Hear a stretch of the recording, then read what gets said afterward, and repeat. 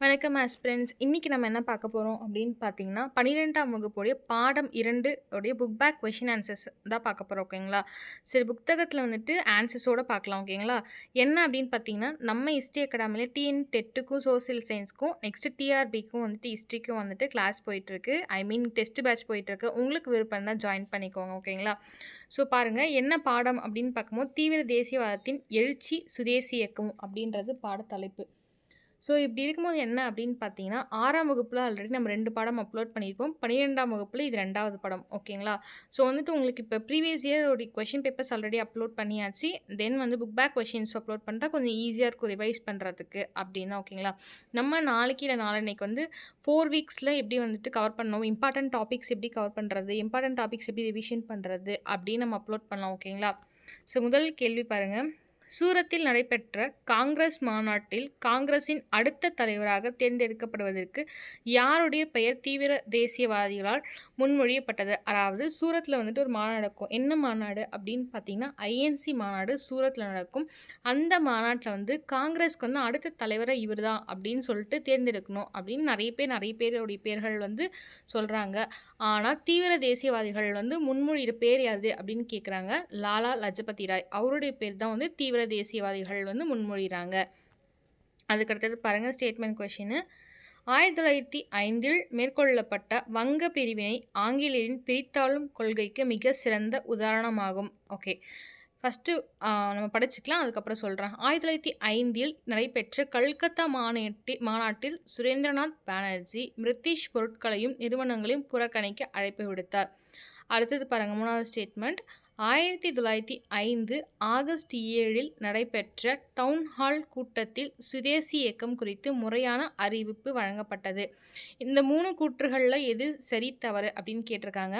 முதல் கூற்று வந்து பாருங்கள், 1905 தான் வந்துட்டு பெங்காலுடைய ஸ்பிளிட் நடக்கும். ஓகேங்களா? ஸ்பிளிட் அதாவது பெங்காலுடைய ஸ்பிளிட் வங்கப்பிரிவினை உடைய ஸ்பிளிட் நடக்கும். ஓகேங்களா? அதை வந்துட்டு ஆங்கிலேயரோட பிரித்தாளும் கொள்கை, அதாவது டிவைட் ரூல் பாலிசி அப்படின்னு சொல்லுவாங்க. அந்த பாலிசிக்கு ஒரு மிகப்பெரிய எக்ஸாம்பிளா அப்படின்னு கேட்குறாங்க. ஆமாம். ஏன் அப்படின்னு பார்த்தீங்கன்னா, பெங்காலில் வந்துட்டு வெஸ்ட் பெங்கால், ஈஸ்ட் பெங்கால் அப்படின்னு சொல்லிட்டு கிழக்கு மேற்கு பகுதியாக பிரிக்கணும் அப்படின்னு சொல்லிட்டு பிளான் பண்ணுவாங்க. ஆனால் அவங்க பிரித்தது இப்படி பிரித்தாலும் முக்கியமான கொள்கை என்ன உள்ளே வச்சுருப்பாங்க அப்படின்னு பார்த்தீங்கன்னா, இந்த ரிலீஜியஸ் வச்சு பிரிச்சிருப்பாங்க. ஓகேங்களா?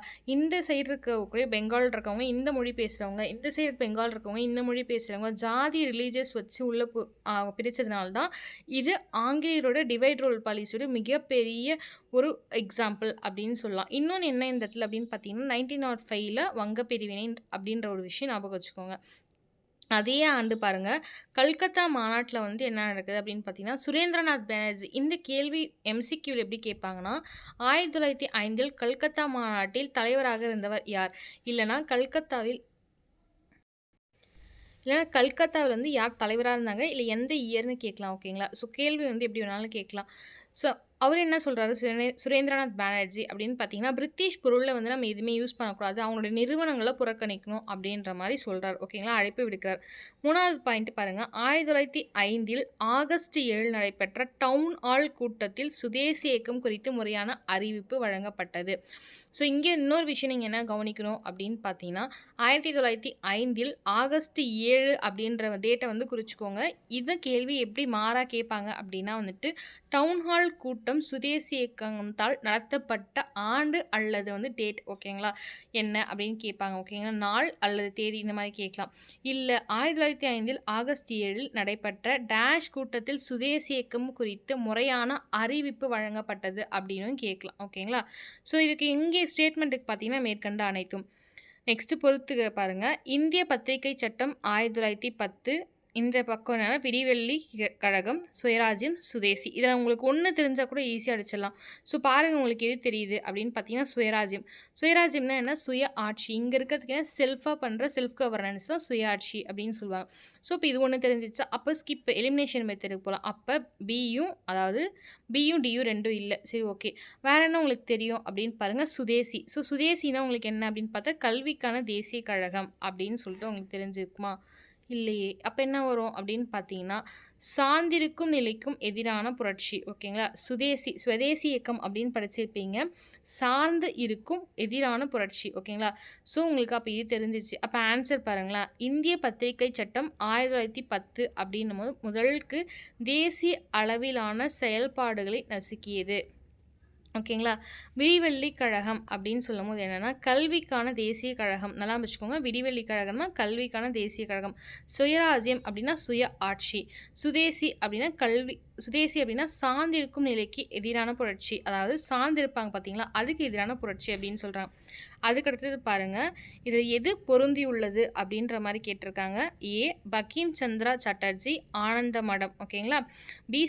ஜி. சுப்பிரமணியம் விடிவெள்ளி கழகம். சி. மின்டோ பிரபு பல்கலைக்கழக சட்டம் 1904. நெக்ஸ்ட்டு டி. தீவிர தேசியவாதம் சென்னை.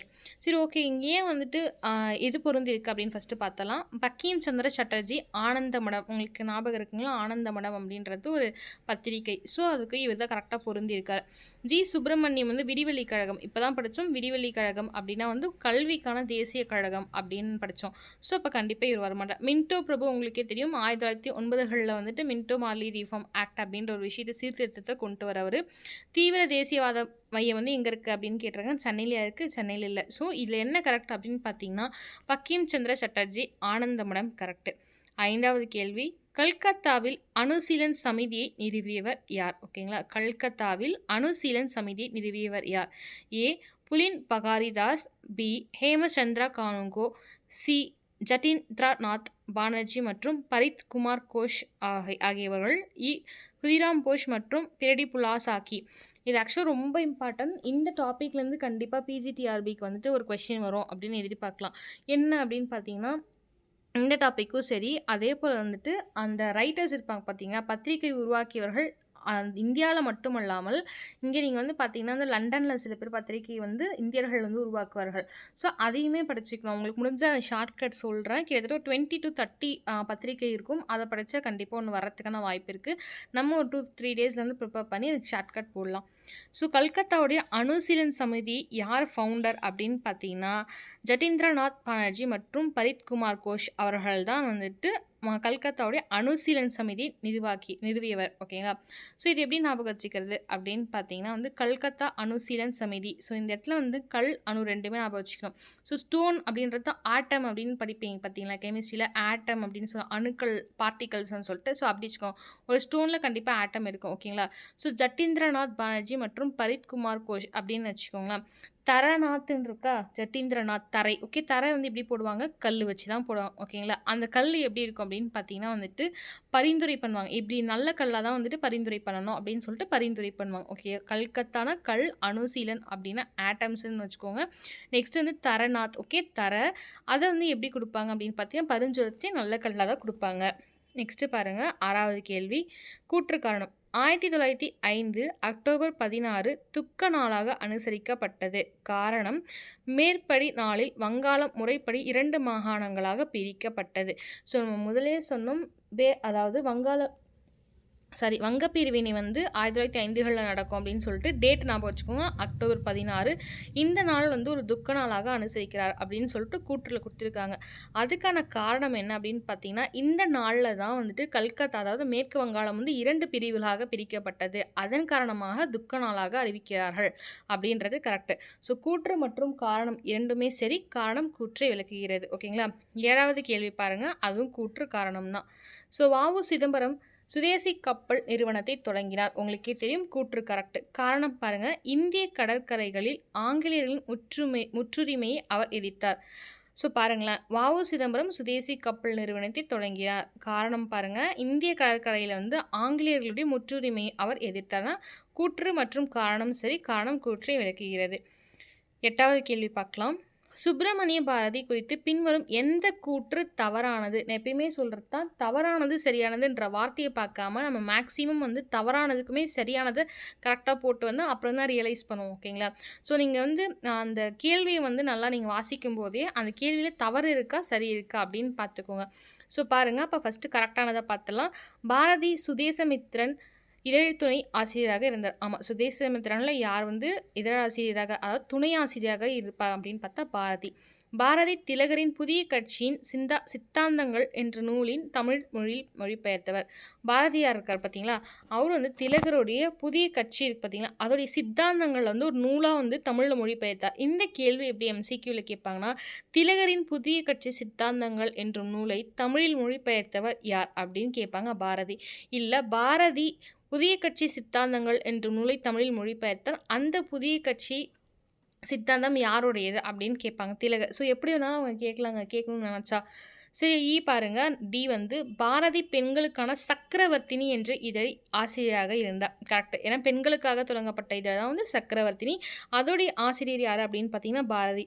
ஸோ இதில் எலிமினேட் பண்ணுற ஆப்ஷன் ஒன்று தான். பாரதி குருமணி ஆசிரியர் சுவாமி விவேகானந்தர் ஆவார். இந்த இடத்துல வந்து ஒரு சின்ன மிஸ்டேக் தான். விவேகானந்தர் வந்து நிவேதித்தையோடைய குரு. ஓகேங்களா, நிவேதித்தையோடைய சிஷ்யர் வந்து யார் அப்படின்னா பாரதியார். அப்போ பாரதியாருக்கு குரு அப்படின்னும் போது இந்த இடத்துல நிவேதித்தை, அந்த இடத்துல என்ன வரணும்னு பார்த்தா பாரதியாரின் குருமணி நிவேதித்தை அப்படின்ற ஆப்ஷன் வரணும். ஓகேங்களா, சரி நெக்ஸ்ட்டு பாருங்கள். மிதவாதி தேசியவாதிகள் இறைஞ்சுதல் கொள்கை அப்படின்னு சொல்லியிருக்காங்க. ஸோ மிதவாதிகள் மாடரேட் எக்ஸ்ட்ரீமிஸ்ட்னு சொல்லுவோம் பார்த்தீங்களா, மிதவாதிகள் வந்து ஆங்கிலேயரிடம் கடைப்பிடித்த கவனம் அணுகுமுறை. ஓகேங்களா, தீவிரவாதிகளுக்கும் மிதவாதிகளுக்கும் உங்களுக்கு டிஃப்ரென்ஸ் தெரியும். ஓகேங்களா, ஒருத்தர் வந்துட்டு எப்படி சொல்லுவாங்க, கோரிக்கைகள் மனுக்கள் கொடுத்து செய்யலான்வாங்க, ஒருத்தர் வந்து அதிலே இறங்கலாம் அப்படின்ற மாதிரி சொல்லுவாங்க. சரி, இரண்டாவது கேள்வி பாருங்கள்.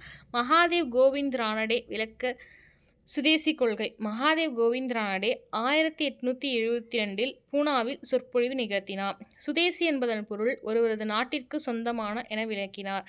ஒருவரது சொந்த நாட்டில் உற்பத்தி செய்யப்படும் பொருட்கள் பயன்படும் குறைவான மனநிறைவை கொடுத்த போதிலும் முன்னுரிமை வழங்கப்படல் வேண்டும் என்றார். ஸோ இந்த மகாதேவ் கோவிந்த ரானடே இருக்கார் பார்த்தீங்களா, இந்த கேள்வி எப்படி கேட்பாங்கன்னா, மகாதேவ் கோவிந்த ரானடே எந்த ஆண்டில் பூனாவில் சொற்பொழிவு நிகழ்த்தினார், இல்லைனா மகாதேவ் கோவிந்த ரானடே 1872 பூனாவில் எதை பற்றி சொற்பொழிவாற்றினான்னு கேட்கலாம். அப்படியும் இல்லைன்னா மகாதேவ் கோவிந்த ரானடே எந்த ஆண்டு பூனாவில் சுதேசி கொள்கையை பற்றி அதாவது சொற்பொழிவு நிகழ்த்தினார் அப்படின்னு கேட்கலாம். ஸோ இந்த இடத்துல இம்பார்ட்டன்ட் ஞாபகம் வச்சுக்கிறது, சுதேசியை பற்றி மகாதேவ் வந்துட்டு சொற்பொழிவாற்றார். ஓகேங்களா, அதை நான் போச்சுக்கணும். எந்த இயர் 1870 நான் போச்சுக்கணும், எந்த இடம்னா பூனா. ஓகேங்களா, ஸோ நெக்ஸ்ட்டு பாருங்கள். பிரிட்டிஷ் இந்தியாவில் தீவிர தேசியவாதிகள் மையமாக விளங்கிய தலைவர் யார்? நான் எதாவது சொன்னால் லால் பால்பால்னு சொல்லுவோம். ஓகேங்களா, ஸோ இந்த இடத்துல பாருங்கள், பஞ்சாபுடைய லாலா லஜபதி ராய் அவர்களும், கல்கத்தாவை சேர்ந்த பிபின் சந்திரா பால் அவர்களும், பம்பாயை சேர்ந்த பால கங்காதர் திலக் அவர்களும் வந்துட்டு பிரிட்டிஷ் இந்தியாவில் வந்து தீவிர தேசியவாதிகளாக வந்து திகழ்ந்தார்கள், முக்கியமான தலைவர்களாக திகழ்ந்தார்கள் அப்படின்னு சொல்லலாம். ஸோ நான்காவது கேள்வி பாருங்கள். தீவிர தேசியவாதம் 1908க்கு பின்னர் குறைந்தது ஏன் அப்படின்ற ஒரு காரணம் கேட்குறாங்க. ஸோ நான் ஃபஸ்ட்டே சொல்லும் போது சொல்லியிருப்பேன், உங்களுக்கு ஷார்ட்கட் வந்து ஐஎன்சி ஷார்ட்கட் சொல்லும் போது சொல்லியிருப்பேன். முதல்ல வந்துட்டு மிதவாதிகள் இருப்பாங்க, ஒரு 1906 காலகட்டத்துக்கு அப்புறம் தீவிரவாதிகள் வருவாங்க, இப்படி மாற்றி மாற்றி வருவாங்க அப்படின்ற மாதிரி சொல்லியிருந்தோம். ஓகேங்களா, ஸோ அப்படி பாருங்கள், 1907 வந்து சூரத் ஸ்பிளிட், அதாவது சூரத்துடைய ஸ்பிளிட் வந்து நடக்க ஆரம்பிக்குது. அந்த மாநாட்டில் வந்துட்டு 2ஆக பிரிஞ்சது. ஓகேங்களா, எது சூரத்தில் நடைபெற்ற மாநாட்டில் காங்கிரஸ் வந்து 2 பிளவாக பிரிஞ்சுறாங்க. அப்போ என்ன ஆகுதுன்னா, சுதேசி இயக்கத்துடைய தலைவர்கள் வந்து சமூகத்தில் பெரும் பகுதிகள் வந்து மக்களாக வந்து ஊடுருவ தவறினார்கள். ஓகேங்களா, இந்து மத நம்பிக்கைகளால் மூலம் பூசப்பட்ட தேசப்பற்ற முஸ்லீம்கள் ஏற்கவில்லை. ஸோ அப்பயே பாருங்கள், அவங்க பிரித்தாளும் கொள்கை ஆங்கிலேயர்களை உபயோகித்த அதே தான் இங்கேயும் வந்து மிஸ்டேக்காக நமக்கு நடந்துகிட்ருக்கு.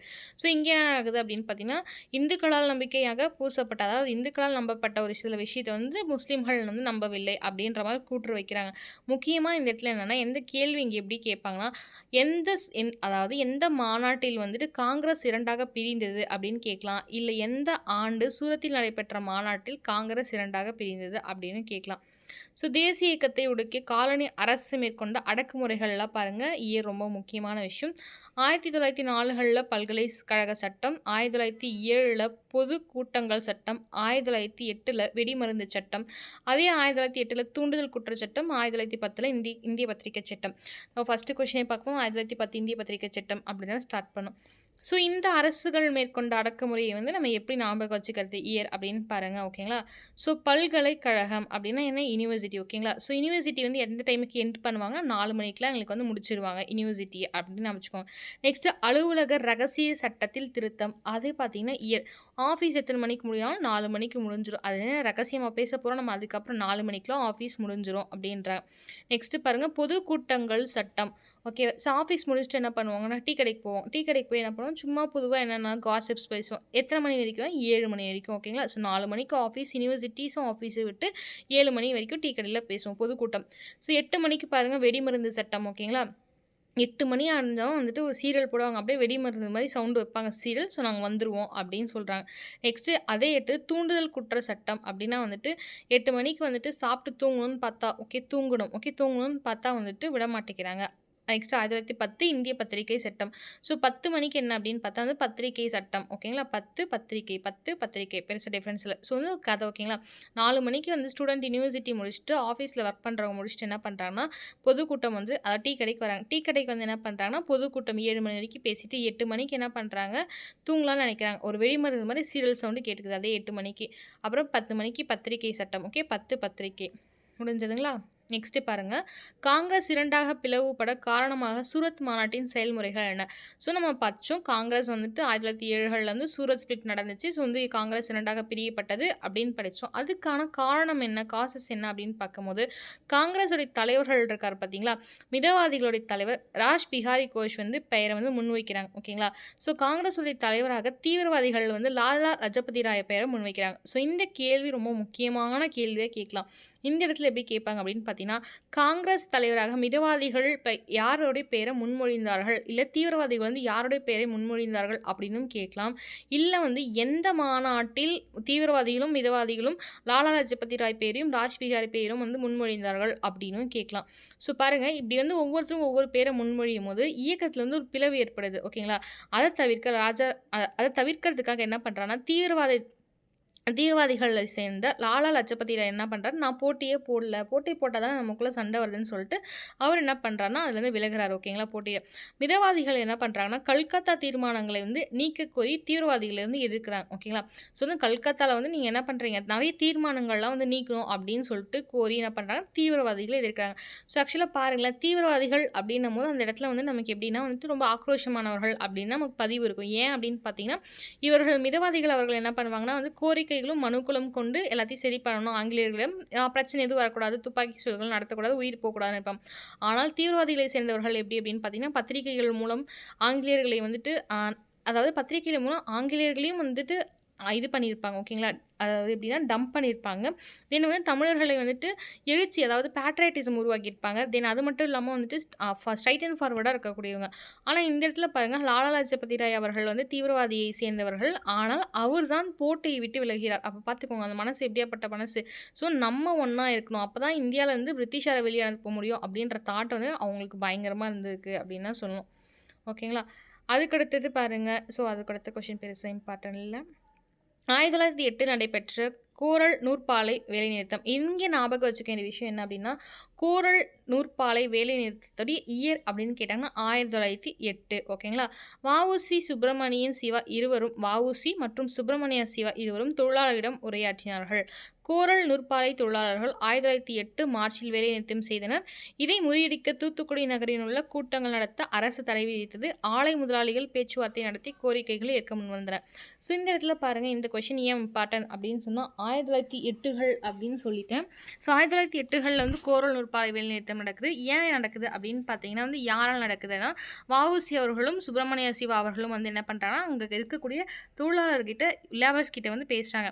பேசி என்ன சொல்கிறாங்க, நம்ம வேலைநிறுத்தம் பண்ணணும்னு சொல்கிறாங்க. ஸோ 1908கள் மார்ச் மாதம் வேலைநிறுத்தம் நடக்கிறது. தூத்துக்குடியில் இருக்கக்கூடிய சில நகரங்களில் வந்து அரசு வந்து தடை விதிக்கிறாங்க. ஓகேங்களா? தடை விதித்து ஆலைகள் வந்து என்ன பண்ணுறாங்கன்னா, ஆலையில் இருக்கக்கூடிய முதலாளிகள் இருப்பாங்க பார்த்தீங்களா, அவங்க என்ன பண்ணுறாங்க, பேச்சுவார்த்தை நடத்துகிறாங்க. ஓகேங்களா? இதுதான் வந்து கோரல் நூற்பாலை வேலைநிறுத்தம். சரி, அடுத்த முக்கியமான கொஷின் பாருங்கள். அலிப்பூர் வெடிகுண்டு வழக்கு. ஓகேங்களா? ஸோ ரொம்ப ரொம்ப ரொம்ப இம்பார்ட்டண்டான ஒரு டாபிக் அலிப்பூர் வெடிகுண்டு வழக்கு. இந்த வழக்கில் வந்து என்ன பண்ணுறாங்கன்னா, 35 பேர் வந்து கைது செய்யப்படுவாங்க. அதில் முக்கியமானவர்கள் யார் அந்த 35 பேர்கள் அப்படின்னு பார்த்தீங்கன்னா, நம்ம அரவிந்த் கோஷ் அவர்கள், பரீந்தர் குமார் கோஷ் அவர்கள். 2 கோஷ் எப்படின்னா வச்சுன்னா, அலிப்பூர் குண்டு வெடிப்பில் கோஷம் போட்டு போகிறாங்க 2 பேர். ஓகேங்களா? அவர் தான் அரவிந்த் கோஷ் மற்றும் பரீந்தர் கோஷ். ஓகேங்களா? நெக்ஸ்ட் என்ன நடக்குது அப்படின்னு பார்த்தீங்கன்னா, அலிப்பூருடைய வெடிகுண்டு வந்து இப்போது கேஸ் நடக்குது. 35 பேர் என்ன பண்ணுறாங்க, தூக்கிட்டு போயிட்டாங்க. அப்போ அவங்களுக்கு வாதாடணும் பார்த்தீங்களா, அந்த வாதாடுறதுக்கு யார் வராங்கன்னா, சிஆர் தாஸ், சித்தரஞ்சன் தாஸ். நீங்கள் கேள்விப்பட்டிருப்பீங்க, சுயராஜ்யம். ஸோ மோத்திலால் நேரு கூட வந்து ஸ்டார்ட் பண்ணுவார். ஸோ இவர் என்ன பண்ணுறாரு அப்படின்னு பார்த்தீங்கன்னா, அவர் தான் வாதாடுறார். யார்? சித்தரஞ்சன் தாஸ், சிஆர் தாஸ் என்பவர்கள் வந்துட்டு இந்த 35 பேருக்காக, அதாவது அரவிந்த் கோஷ் அவர்களுக்காகவும், பரிந்தூர் கோஷ் அவர்களுக்காகவும் உட்பட்ட 35 பேருக்காகவும் சி.ஆர். தாஸ் அவர்கள் வாக்காளர். இந்த கேள்வி டிஎன்பிஎஸ்சி குரூப் 1ல கேட்டிருக்காங்க, டிஆர்பிலையும் கேட்டிருக்காங்க, செட்லயும் கேட்டிருக்காங்க, ஈவன் நெட்லயும் கேட்டிருக்காங்க. இந்த கொஸ்டின் ரொம்ப இம்பார்ட்டன்டான கொஸ்டின். இந்த கொஸ்டின் எப்படி கேட்டிருந்தாங்கன்னு பார்த்தீங்கன்னா, அலிப்பூர் வெடிகுண்டு வழக்கில் புரட்சியாளர் சார்பில் சி.ஆர். தாஸ் அவர்கள் யாருக்காக வாதாடினார்கள் அப்படின்னு ஒரு 4 ஆப்ஷன் கொடுத்துருந்தாங்க. வ.உ.சி., அரவிந்த் கோஷ் மற்றும் பிஹாரி கோஷ் அந்த மாதிரி கொடுத்துருந்தாங்க. ஸோ அப்படி பார்த்தீங்கன்னா அரவிந்த் கோஷ் அவர்கள். ஓகேங்களா? ஸோ போதிய ஆதாரம் இல்லாததால் அரவிந்த் கோஷ் வழக்கிலிருந்து விடுவிக்கப்பட்டார். ஸோ வந்து தேவையான எவிடன்ஸ் வந்து அவங்க கிட்ட இல்லாமல் அரெஸ்ட் பண்ணியிருக்காங்க. அதனால வந்து இதை முன் வச்சு அவர் விடுவிக்கப்படுறார். ஓகேங்களா? பலர் நாடு கடத்தப்பட்டனர். மக்கள் முன்னால் இவர்கள் கதாநாயகர்களாக மாறினார்கள். ஓகேங்களா? ஸோ நெக்ஸ்ட் பாருங்க, வ.உ.சி. அவர்கள் சுதேசி கப்பல் கம்பெனி நிறுவுறாங்க. எஸ்எஸ்என்சின்னு சொல்லுவாங்க. வ.உ.சி. சுதேசி நீராவி கப்பல் கம்பெனி. நெக்ஸ்ட் இதில் 2 கப்பலோட பேர் ஞாபகம் வச்சுக்கோங்க. எஸ்எஸ் கலிலியோ மற்றும் எஸ்எஸ் லாவா அப்படின்ற கப்பல் 1907களில் வந்து பிபின் சந்திராபால் வந்து விடுதலை ஆகுறாங்க. அதை சுதேசி தினமாக கொண்டாடுறாங்க. ஓகேங்களா? இந்த வ.உ.சியோடைய கதையெல்லாம் கேட்டிங்கன்னா கடைசியில் ரொம்ப வந்து ரொம்ப கஷ்டமாக வந்து எண்ட் பண்ணுவாங்க. ஸோ அவர் வந்து இவ்வளோ நல்லா இருப்பார். எல்லாருக்கிட்டையும் வந்து ரூ. 25க்கு வந்துட்டு நிறைய பேர் வந்து சேர்ந்து தான் கப்பல் வந்து வாங்குவாங்க. அவ்வளோ பார்ட்னர்ஸ் இருப்பாங்க. நீங்கள் ரூ. 25 கொடுத்தவங்க, ரூ. 10 கொடுத்தவங்க, ரூ. 30 கொடுத்தவங்க, சில அரசர்கள் அப்போ இருந்தக்கூடிய மன்னர்கள், அதாவது கிங்காக இருப்பாங்க பார்த்தீங்களா, அவங்க வந்து 30,000, 40,000, 1,00,000 அப்படி இருப்பாங்க. ஸோ அப்படி இருந்து என்ன ஆகும்னா இலங்கைக்கு வந்துட்டு போவாங்க. ஸோ அப்படி இருக்கும்போது பிரிட்டிஷ் வந்து என்ன பண்ணாங்க, ஃப்ரீயாகவே நீங்கள் வந்து பயன்படுத்திக்கலாம் அப்படின்னும்போது இவர்களுக்கு வந்துட்டு அந்த பிஸ்னஸ் தான் வந்துட்டு லாஸ் ஆகும். நெக்ஸ்ட்டு வந்து பேட்ரியாட்டிக்காக அவங்க பண்ண விஷயமும் அந்த இடத்துல தடைப்படும். ஸோ வந்து இவர் லாஸ் ஆகிட்டு என்ன பண்ணுவார்னா ஒரு மளிகை கடைக்கு போவார். அதுவுமே வந்து லாஸ் ஆகி கடைசியில் ரொம்ப வந்துட்டு கஷ்டப்பட்டு ரொம்ப ரொம்ப ரொம்ப புவராக தான் சாவார். ஓகேங்களா? வ.உ.சி. அவர்கள். நெக்ஸ்ட் பாருங்க, கலெக்டர் ஆஷ் வாஞ்சிநாதன் கொல்லப்பட்ட காரணம். ஓகேங்களா? உங்களுக்கே தெரியும். கலெக்டர் ஆஷை வந்து வாஞ்சிநாதன் அவர்கள் மணியாச்சி ரயில்வே நிலையத்தில் கொல்லுவார்கள். ஓகேங்களா? தூத்துக்குடி சுதேசி இயக்கத்தை ஒடுக்க தலைவர்கள் கைது செய்யப்பட்டார்கள். திருநெல்வேலி நிகழ்வு பழி வாங்குவதற்காக ஒரு சதி திட்டம் தீட்டப்பட்டது. பாரத மாதா என்ற புரட்சிகர குழுவில் வாஞ்சிநாதன் ஒரு உறுப்பினராக இருந்தால் ஐரோப்பிய அதிகாரிகளை கொல்வதன் மூலம் சுயராஜ்யம் அடைய விரும்பியது. ஸோ இந்த 4 பாயிண்ட்ல முக்கியமான விஷயம் என்ன அப்படின்னு பார்த்தீங்கன்னா, ஆஷை கொன்றது வந்து வாஞ்சிநாதன் அவர்கள் தெரியும். எந்த இடத்துல மணியாச்சில் அப்படின்றது தெரியும். டேட்டை தயவு செஞ்சு ஞாபகம் வச்சுக்கோங்க. சரி, ஓகே. ஏன் வந்து கொல்றாரு அப்படின்னு பார்த்தீங்கன்னா, முதல்ல வந்து திருநெல்வேலி இருக்கு பார்த்தீங்களா, திருநெல்வேலி பகுதியில் ஒரு நிகழ்வுகள் நடக்குது. அந்த நிகழ்வுக்கு வந்து பழிவாங்கிறதுக்காக என்ன பண்ணுறாங்க, ஒரு சதி திட்டம் தீட்டார்கள். இந்த சதி திட்டம் யாரால் தீட்டப்படுதுன்னா, பாரத மாதா அப்படின்னு சொல்லிட்டு ஒரு புரட்சிகர சங்கம் இருக்குது, குழு. அந்த சங்கத்தில் ஒருவர் தான் வந்து வாஞ்சிநாதன் அவர்கள். அவர்களை என்ன செஞ்சுட்டாங்க, திருநெல்வேலியில் வந்துட்டு இப்படி ஒரு விஷயம் நடந்து பார்த்தீங்களா, நம்ம வந்து அதுக்கு பழி வாங்கணும் அப்படின்றதுக்காகவும் சதி திட்டம் தீட்டி வாஞ்சிநாதன் வந்து என்ன பண்ணுறாங்க, தூத்துக்குடியில் இருக்கக்கூடிய ஒரு மணியாச்சி அப்படின்ற ஒரு ரயில்வே ஸ்டேஷனில் என்ன பண்ணுறாங்கன்னா வந்துட்டு ஆஷை வந்து கொன்னுடுறாரு. ஓகே, துப்பாக்கி சூட்டில் வந்து கொன்னுடுறாரு. ஓகேவா? நெக்ஸ்ட் என்ன அப்படின்னு பாருங்கள். திருநெல்வேலி மாவட்டத்தில் நடத்திய சுதேசி இயக்கம் பெரும் ஆதரவை பெற்றது. அரசுக்கு எதிரான கூட்டணிகள் வட்டார மொழியில் சொற்பொழிவுகள் நடந்தன. ஓகே, அவங்களுடைய ஒரிஜினல் லாங்குவேஜில் நடக்குது. ஓகேங்களா? 1907 பிபின் சந்திராபால் சென்னையில் மெரினா கடற்கரையில் உரையாற்றினார். இந்த கேள்வி எப்படி கேட்பாங்கன்னா, சென்னை வருதுல்ல, ஸோ வந்து இம்பார்ட்டன்ட் படிச்சுக்கோங்க. எந்த ஆண்டு பிபின் சந்திராபால் அவர்கள் சென்னை மெரினா கடற்கரையில் உரையாற்றினார், சொற்பொழிவாற்றினார் எப்படின்னு கேட்பாங்க. 1907. இல்லைனா 1907கள் வந்துட்டு யார் சென்னை மெரினா கடற்கரையில் உரையாற்றினார் இப்படியும் கேட்கலாம். நெக்ஸ்ட் பாருங்க, மாணவர்கள் வந்தே மாதரம் என்ற முழக்கத்துடன் ஐரோப்பியர்களை வாழ்த்தினார்கள். அது ஓகே. 1906களில் வந்து வ.உ.சி. சிதம்பரம் சுதேசி நீராவி கப்பலை வந்து ஸ்டார்ட் பண்ணுறாங்க. 1908களில் வந்து கோரல் நூற்பார்வை. இந்த 8 எப்படி நம்ம வச்சுக்கோங்க, நம்ம நார்மலாக ஒரு நாளைக்கு வந்து எவ்வளோ நேரம் தூங்குவோம், 8 ஹவர்ஸ். எவ்வளோ நேரம் ஒர்க் பண்ணுவோம், 8 ஹவர்ஸ் தான். ஸோ 8 அப்படின்னா கோரல் நூற்பார்வை தொழில் அப்படின்னு நம்ம வச்சுக்கோங்க. நெக்ஸ்ட் பாருங்க, 1908கள் அதே ஆண்டு வ.உ.சியும் சிவாவும் திருநெல்வேலி கலவரத்தை கைதாகி சிறை சென்றார்கள். ஓகேங்களா? அப்புறம் எஸ்எஸ் கலியா, எஸ்எஸ் லாவா உங்களுக்கு சொல்லியிருந்தேன். சுப்பிரமணிய சிவா அவர்கள் 10 ஆண்டுகள் நாடு கடத்தல் தண்டனையும் வ.உ.சிக்கு ஆயுள் தண்டனையும் விதிக்கப்பட்டது. இந்த கூட படிச்சுக்கோங்க. ஏன்னா வந்துட்டு இது எப்படி கேட்பாங்க அப்படின்னா கூற்றுக்காரணம்ல கேட்கறதுக்கான வாய்ப்பு இருக்குது. எப்படி அப்படின்னு பார்த்தீங்கன்னா, சுப்பிரமணிய சிவா அவர்கள் எத்தனை ஆண்டுகள் வந்து கைது செய்யப்பட்டார்கள் அப்படின்றதுல மேபி ஆண்டுகள் மாற்றலாம். வ.உ.சிக்கு ஆயுள் தண்டனை பதில் மரண தண்டனை அப்படின்ற மாதிரி கூற்றுக்காரணம் மாற்றிக்கலாம். ஓகேங்களா? சும்மா ஜஸ்ட் ரிவைஸ் பண்ணுவோம். ஆஷ்துயை கொன்றார் அப்படின்னு பார்த்தோம். நெக்ஸ்ட் சுதேசி கப்பல் பார்த்தோம். திருநெல்வேலி நடந்த அந்த போராட்டத்துக்காக வந்துட்டு பழி வாங்கிறதுக்காக வாஞ்சிநாதன் கொல்லப்படுகிறார். 1908களில் நூற்பாறை அந்த இது நடக்குது. நெக்ஸ்ட் பாருங்க வந்துட்டு காங்கிரஸோட மிதவாதிகள் வந்து ராஜ் பிகாரி கோஷ் அவர்களையும், தீவிரவாதிகள் லாலா லஜபதி ராய் அவர்களையும் வந்துட்டு நிக்க சொல்றாங்க. ஓகேங்களா. எப்ப சூரத் மாநாட்ல. ஸோ அதுக்கப்புறம் காங்கிரஸ் வந்து 2ஆ பிரியுது. அப்புறம் லாலா லஜபதி ராய் வந்து என்ன பண்றாரு அப்படின்னு பார்த்தீங்கன்னா, போட்டியிலேருந்து மறுத்துறாரு. ஓகேங்களா. ஸோ நாள்கள்ல பல்கலை சட்டம் நான் சொன்ன மாரி 4 மணிக்கு, அலுவலகம் 4 மணிக்கு, 7 மணிக்கு வந்துட்டு 7 மணி வரைக்கும் கதை பண்ணணும். டீ கடையில கதை பேசுறாங்க. பொதுக்கூட்டம் 8 மணிக்கு வெடிமருந்து தூண்டல் மற்றும் 10க்கு இந்தி பத்திரிகை சட்டம். முடிஞ்சதுங்களா. பஞ்சாப்ல வந்து லாலா லஜபதி ராய், கல்கத்தால பிபின் சந்திரபால், பம்பாய் வந்து பாலகங்காதர திலக். 1872ல மகாதேவ் கோவிந்த் ரானடே அவர்கள் பூனாவில் சொற்பொழிவாழ்த்தான் நிகழ்த்தினான்னு சொல்லியிருந்தோம். ஓகேங்களா. ஸோ பாருங்க, சுப்பிரமணியம் குறித்து வந்துட்டு சுவாமி விவேகானந்தர்ல நிவேதிதா. அதுக்கடுத்த கேள்வி வந்து வ.உ. சிதம்பரம் கப்பல் நிறுவனத்தை தொடங்கினார்ன்றது கரெக்ட். இந்திய கடற்கரையில் ஆங்கிலேயர் முற்றுரிமை அவர் எதிர்த்தார் கரெக்ட். 1905களில் அக்டோபர் 14 துக்க நாளாக அனுசரிக்கப்பட்டது. காரணம் என்ன? வங்காளம் வந்து 2ஆக பிரிந்தது. ஞாபகம் வச்சுக்கோங்க. October 16th. ஓகேவா. இன்னும் 1 மாத காலம் இருக்கும்னு நினைக்கிறேன். நெக்ஸ்ட் கல்கத்தாவோட அணுசீலன் வந்து ஜதீந்திரநாத் பானர்ஜி மற்றும் பரிந்தூர் குமார். ஸோ சொன்ன கல்லு தரை அப்படின்ற மாதிரி சொல்லியிருந்தேன். பரிந்துரை பக்கிம் சந்திர சட்டர்ஜி ஆனந்த மடம். நெக்ஸ்ட் இந்திய பத்திரிகை சட்டம் வந்து தேசிய அளவில் விடிவெள்ளி கல்விக் கழகம், சுயராஜ்யம் சுயாட்சி, சுதேசி வந்துட்டு சார்ந்திருக்கும் நிலை. மேற்கொண்ட அனைத்தும் கரெக்ட். லாலா லஜபதி ராய் காங்கிரஸ் அடுத்த தலைவர்.